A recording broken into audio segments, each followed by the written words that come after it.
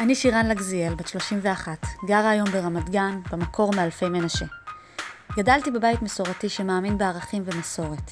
עם הזמן נחשפתי יותר ויותר אל עולם הריקוד והבמה. שם מצאתי את עצמי ואת המקום שלי, והרגשתי בו הכי חופשייה. מאותה תקופה, זה כבר סיפור בפני עצמו. פתחו מגמת מחול בכיתה ח', התקבלתי על תנאי. אבל המורה למודרני אמרה, יש בה משהו שלא היה באף אחת אחרת, שזה התשוקה. כשהיא רוקדת, אני באמת מאמינה לה.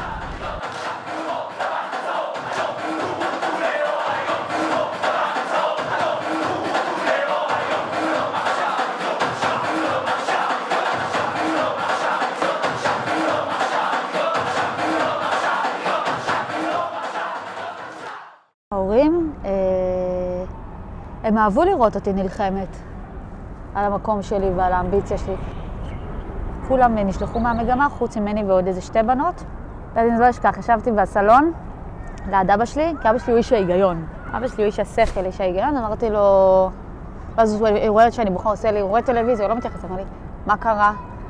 ואז סיפרתי לו. אז אמר לי, יש לך 2 אפשרויות. אפשרות אחת, לרחם על עצמך ולהמשיך לבכות. אפשרות שנייה, לגשת כמו גדולה מחר לאודישן ולעשות מה שאת יכולה לעשות. אמרתי לו, אבל אם אני לא אתקבל, אם הן צודקות, הוא אומר לי, אבל מה אם כן תתקבלי? 3, 4, 1, 2, 3. לכו למבנה, ואתם סוגרות חזרה למבנה.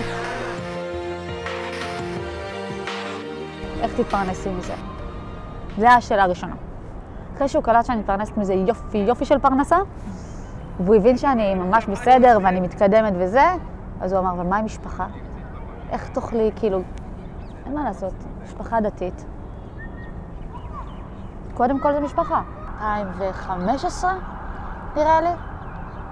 אמרתי, די. אני אוהבת את הדת.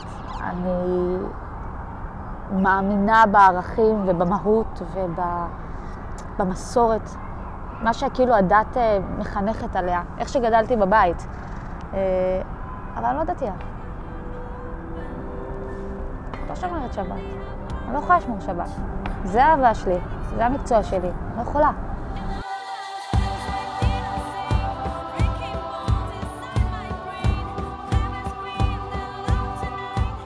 העלינו פה הצגה שנקראת פרפרים חופשיים. פעם ראשונה שכאילו קיבלתי תפקיד ראשי. וכחלק מהתפקיד שלי, הייתי צריכה באיזשהו שלב להישאר עם תחתון וחזייה. שמעבר לזה שזה כאילו משהו שצריך לעבור אותו, שאיזשהו תהליך להתמודד עם זה שאתה נחשף לקהל, ערב עם תחתונים וחזייה וזה, שזה מאוד חושפני ואינטימי. שבאתי לאבא שלי וסיפרתי לו שכאילו יש הצגה, שככה ככה תמיד שואל אותי איזה הצגה ומה יש בה. אז מראש אמרתי לו שאני אמורה להיות עם תחתונים וחזייה, והוא לא בא לראות. בטוח שיש פה בתת מודע גם איזשהו מקום של הדת. אז יש פה איזה משהו שאתה מתגבר עליו. אתה מתגבר על המקום הזה שאני לא אלבש צנוע, ואני עדיין בסדר. זה לא אומר שאני בן אדם רע. פעם היה לי יותר קשה, כאילו, ללבוש גופיות ככה ופחות צנוע. הייתי יותר מתכסה. כן, זה בייס אותי. היה לי את השלב הזה של רגע של מה, הוא לא בא? הוא לא בא לראות אותי? כאילו, זה לא חשוב לו? אחים שלי זה היה המקום הקשה. כי אחים שלי הם חוזרים בתשובה, וחוזרים בתשובה הם יותר קשים. כי הם שואלים את השאלות היותר קשות, כאילו לעצמם, הם שאלו את זה עליי. ולקח זמן. לקח לי זמן, א', לעבור עם עצמי תהליך, של להגיד, זאת אני. נכון שאני שונה ממכם, לא זאת אני. אני לא יכולה לשקר. אני לא יכולה להיות מי שאני לא. ואתם צריכו לקבל את זה. המקום היה לי סוג של פיצול. הייתי פה, בחיים התל אביבים, מסיבות, חברים, הופעות בשבת, יוצאת, מבלה. חוזר שישי שבת, זה עולם אחר. היה לי שיחות מאוד קשות עם אחים שלי, על המקום הזה של, אני יכולה לכבד אתכם, אני לא אבוא עם גופייה. הם לא יכולים שהילדים שלהם יהיו לידי, כי זה לא צנוע, הם מחנכים את הילדים על צניעות. אני באה עם גופייה, הם לא מרשים להם להיות איתי. אני חושבת שהפיצול הזה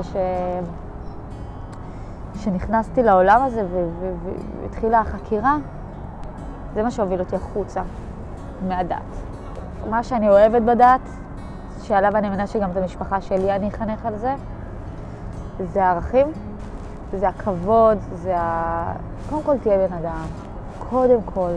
תסתכל לבן אדם מולך, לא מעליו, לא מתחתיו, גובה העיניים. אבל אני חושבת שברגע שאני שמתי את הגבולות של אתם לא תגידו לי את הדברים האלה יותר, ואתם תכבדו את הדרך שלי, ואתם, אם יש לכם מה להגיד, אני אשמח לשמוע, אין לי בעיה לא לשמוע, אבל יש דרך להגיד דברים. כאילו, יש דרך.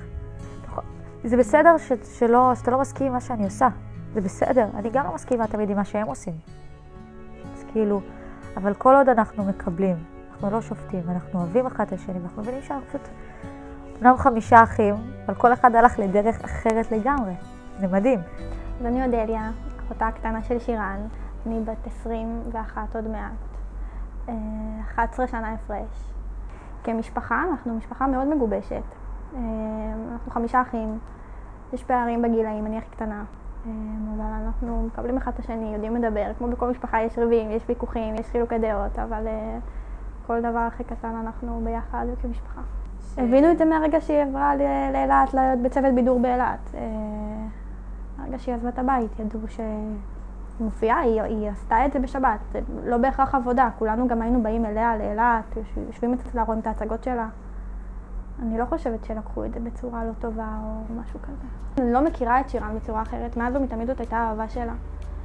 אני לא חושבת שהדת והאהבה יש ביניהם איזשהו קשר, כי בכל זאת, זה לא עכשיו שוב, זה לא עבודה בשבילה, היא עושה את מה שהיא אוהבת, והיא עושה את מה שהיא מרגישה שהכי נכון לה. זה לא שעכשיו היא הולכת, לא יודעת מה לעשות בשבת. פה היא עושה משהו שהיא אוהבת, משהו שמרים אותה, משהו שמעצים אותה. ההורים שלנו בחיים לא הכריחו אותנו לעשות משהו. תמיד היה מקום להקשיב ולקבל את ההחלטה שלנו, מה שאנחנו מרגישים שנכון לנו. היא לא תגיע כל כך רחוק, אני לא יודעת לאן אפילו לצפות שהיא תגיע, כי השמיים הם מעבר לגבול בשבילה. והיא מדהימה שלי. עשיתי אירוויזיון ב-2014, 13-14, אירוויזיון. זאת הבמה הכי גדולה שרקדתי עליה. מטורף. עצם זה הבמה ענקית, היא מדהימה, כאילו הקהל, כאילו בלתי נגמר. זה רגע שיא.